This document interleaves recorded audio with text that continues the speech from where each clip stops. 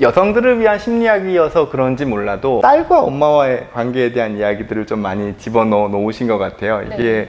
실제로 되게 밀접한 관계이면서도 어머니가 가지고 있는 거를 내가 받아들여야 될 것 같지만 또 고스란히 받아들이기는 싫고 이런 것 때문에 되게 네. 유기적이면서 때로는 엄청난 갈등 관계 이런 거를 진료 상황에서도 많이 이렇게 경험을 하고 그럴 것 같거든요.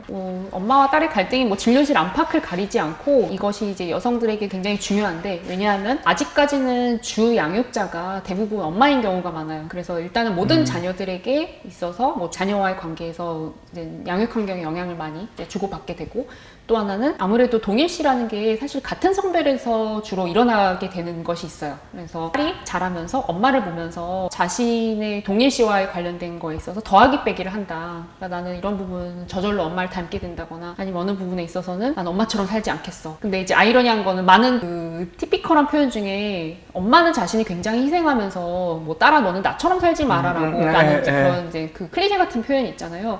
근데 사실 그 말은 딸한테 굉장히 내적 갈등을 주거든요. 그러면은 이렇게 사실 어느 누가 편하게 그래 나 엄마처럼 살지 말고 당당하게 뭐 내 멋대로 살 거야 해야겠다. 근데 이제 그러기에는 그럼 자신의 성취나 성장이 누군가의 착취를 기반으로 이루어져 있다라는 것이 이제 주는 아이러니가 있거든요. 그래서 이런 부분들이 굉장히 중요한 모녀 관계에서 여러 가지 내적 갈등들이 많이 있을 수 있습니다. 그리고 그런 어떤 사례들이 뭐 사실 진료실 안팎을 꼭 구분하지 않고서도 많이 이제 일어날 수 있는데, 근데 제일 대표적인 것들로 하면은 제가 생각할 때는 주로 통제 이슈와 감정이입의 이슈가 있는 것 같아요. 그러니까 아무래도 같은 성별일 때 특히 더 내가 네 마음은 내가 더 잘 알아, 그렇게 좀 생각을 하면서 자신이 원하는 모습대로 살기를 바란다, 아니면은 자신의 마음을 더 헤아려주기를 바란다고, 이렇게 어떤 서로 간의 경계선 없이 조금 침투적인 관계가 형성되는 경우가 많이 있을 수 있어요.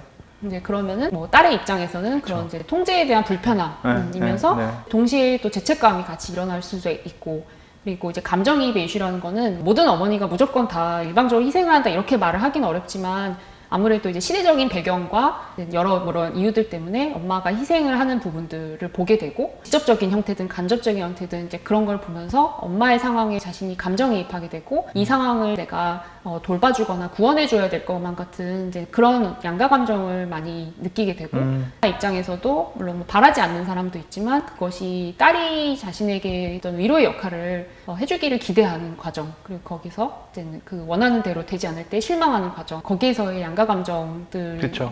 존재하는 이제 그런 이슈들이 많이 있다고 할 수가 있습니다.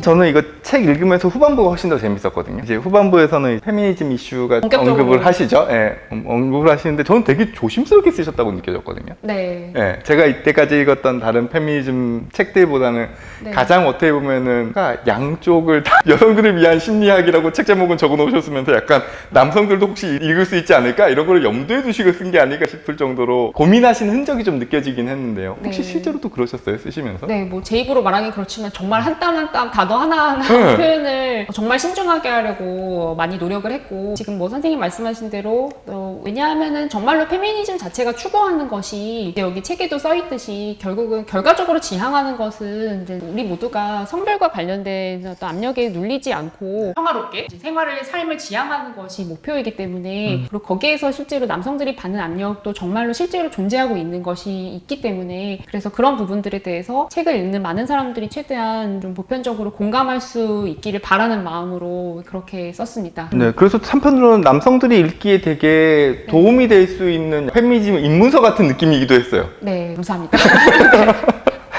앞서 질문하고도 연장선상에 있기는 한데요. 결국에는 이제 여성으로서 나의 어떤 생물학적인 혹은 사회적인 여성성에 있어서의 약간 뭐랄까요, 고식적인 편견이나 이런 것들을 내가 조금은 내려놓고 조금은 더 자유롭게 내가 여성으로서의 삶을 살아가기 위한 어떤 방법? 그러면서 이제 모녀 간의 관계에 있어서도 내가 조금 갈등을 해결할 수 있는 조언 같은 거? 책에서도 계속 많이 언급을 하셨고, 뭐 죄책감에 대한 것도 계속 나와서 전 그 부분도 되게 좋긴 했었거든요. 근데 네.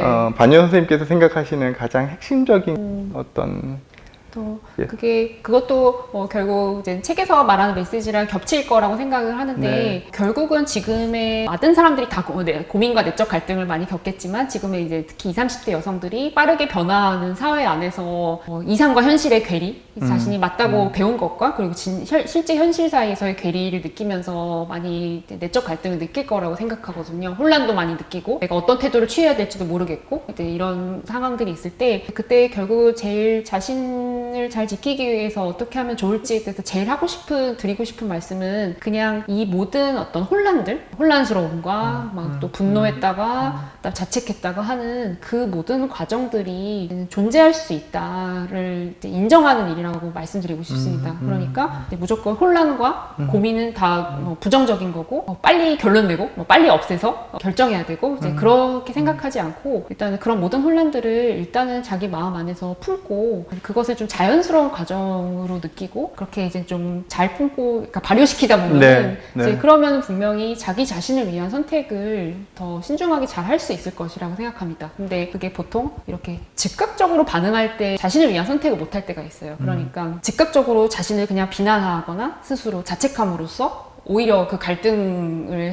해소해 그냥 내 탓이야 하면은 이제 그 갈등을 안 해도 되잖아요. 그러거나 아니면은 자신에게 고민을 불러일으키는 상대를 그냥 무조건 탓하는 식으로 그러면 또 갈등할 필요가 없게 되거든요. 그러다 보면 진짜로 자신을 위한 솔루션을 찾기가 어렵거든요. 그렇기 때문에 결론적으로 이 모든 혼란이 지금 상황에서는 굉장히 자연스러운 과정이고 그래서 그거를 일단은 조금 괴롭더라도 풀어보는 시간을 가지고 그리고 너무 즉각적으로 다 반응하지는 않아도 된다.